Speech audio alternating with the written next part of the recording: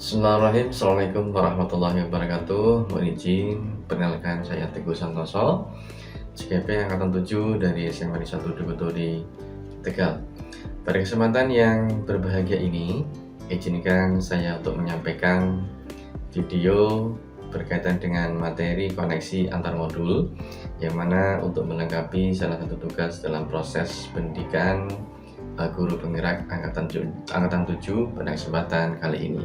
Yang pertama, bahwa konsep pemikiran filosofi pendidikan Ki Hajar Dewantara sangatlah menginspirasi kita untuk menjadi agen perubahan dan pemimpin pembelajaran dan dalam transformasi pendidikan di sekolah.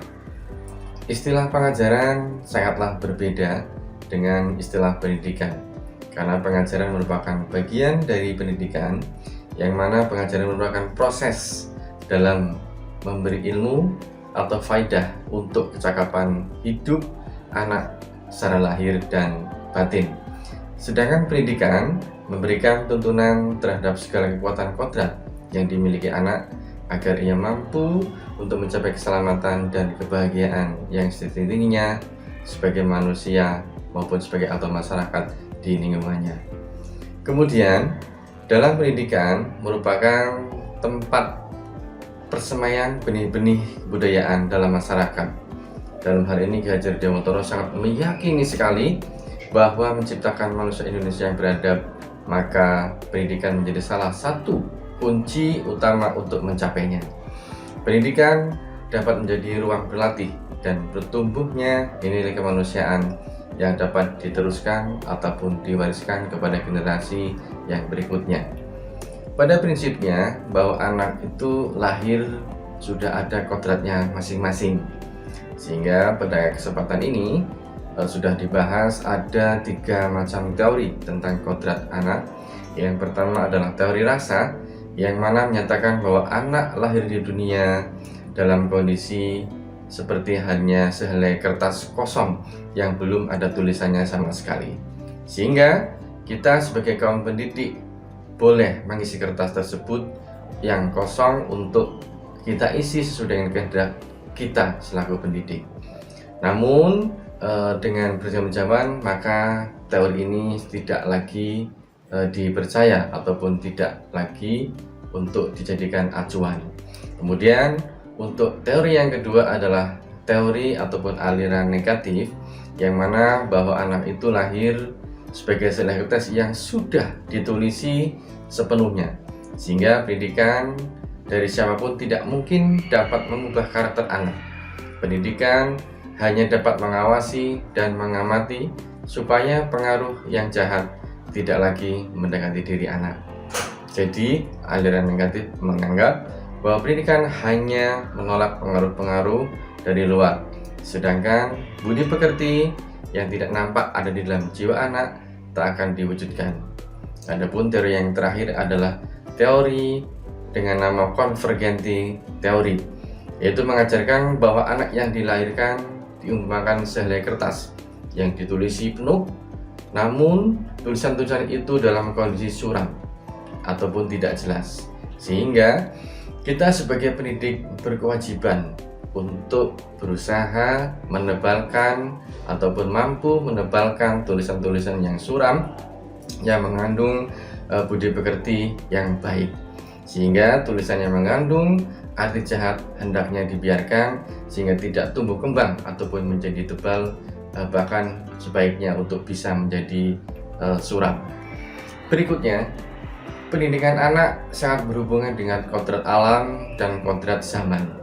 Kodrat alam berkaitan dengan sifat dan bentuk, lingkungan di mana anak berada, tempat anak dilahirkan, sesuai dengan kearifan lokal budaya masing-masing atau sesuai dengan sosial kultural dari anak di mana dia dilahirkan.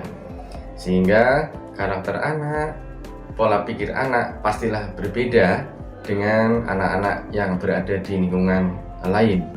Kemudian untuk kodrat zaman adalah berkaitan dengan isi dan irama yang perlu diajarkan sesuai dengan perkembangan zaman yang selalu berubah secara dinamis tanpa harus mencabut nilai akar budaya yang sudah ada ataupun sudah melekat di bangsa kita tercinta, yaitu bangsa Indonesia.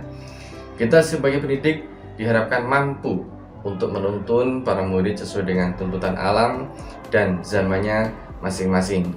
Adapun tugas kita selaku pendidik dalam perspektif global saat ini adalah bagaimana kita bisa memfilter pengaruh-pengaruh luar agar kearifan lokal budaya Indonesia tetap terjaga. Oleh sebab itu, isi dan irama yang dimasukkan oleh Ki Hajar Dewantara pada hal ini adalah muatan atau konten pengetahuan yang diadopsi sejatinya tidak bertentangan dengan nilai-nilai kemanusiaan dan konteks sosial budaya yang ada di Indonesia. Kekuatan sosial budaya Indonesia yang beragam haruslah justru menjadi kekuatan yang luar biasa untuk kita kembangkan dalam rangka untuk sebagai kodrat alam dan kodrat zaman dalam mendidik. Dalam mendidik, kita juga harus berhamba pada murid. Artinya bahwa kita harus berorientasi kepada kepentingan siswa, ya, bagaimana kita melaksanakan pembelajaran yang bisa menumbuh kembangkan semangat belajar siswa, bagaimana kita bisa memberikan suasana nyaman, aman dan tentram serta bahagia kepada siswa dalam proses pembelajaran.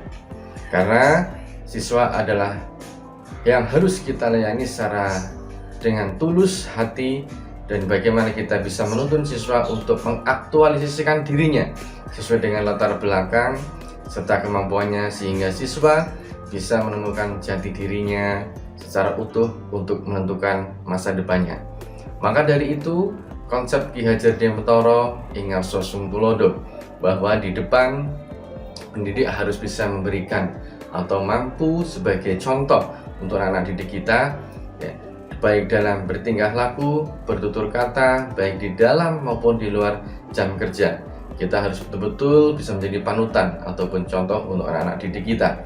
Ing madya mangun karso, itu bagaimana kita sebagai pendidik bisa berdampingan dengan siswa untuk menuntun, membimbing, dan mengarahkan pada siswa kita semuanya untuk bisa mengaktualisasikan dirinya agar tidak salah langkah dalam menentukan ataupun mengaktualisasikan kompetensinya.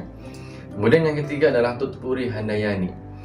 Itu bagaimana kita sebagai pendidik mampu untuk memberikan dorongan ataupun semangat kepada anak-anak didik kita, bagi siswa kita untuk selalu bersemangat belajar dan untuk mencapai apa yang anak-anak kita cita-citakan, sehingga kita berupaya untuk mewujudkan student well-being, untuk terciptanya pelajar yang sentiasa mengedepankan profil Pancasila, yaitu siswa-siswa kita, peserta didik kita yang beriman dan bertawakal kepada Tuhan Yang Maha Esa, berakhlak mulia, kreatif, gotong royong, berkebinekaan tunggal, beranarkis dan mandiri.